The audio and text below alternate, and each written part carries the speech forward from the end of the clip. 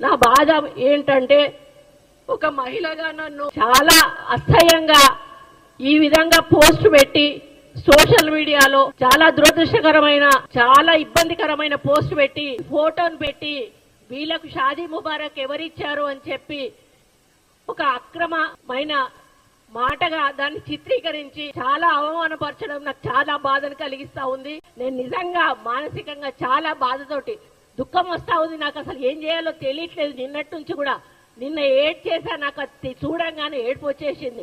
ఇది చాలా బాధాకరం. దీన్ని దయచేసి మీడియా మిత్రులందరూ కూడా, మనకు ఫ్యామిలీలు ఉంటాయి, మనకు మహిళలు ఉంటారు. బయటికి పోతే మన అర్ధరాత్రి ఆడవాళ్ళు బయటికి పోయినప్పుడే మనకు నిజమైన స్వాతంత్రం వచ్చిందని ఆనాడు మహాత్మా గాంధీ చెప్పాడు. కానీ ఈరోజు నాలాంటి మహిళ ఇంట్లో కూడా ఉండలేనటువంటి పరిస్థితి ఈ టీఆర్ఎస్ నాయకులు బీఆర్ఎస్ నాయకులు మరి సోషల్ మీడియా ద్వారా తీసుకొస్తా ఉన్నారు.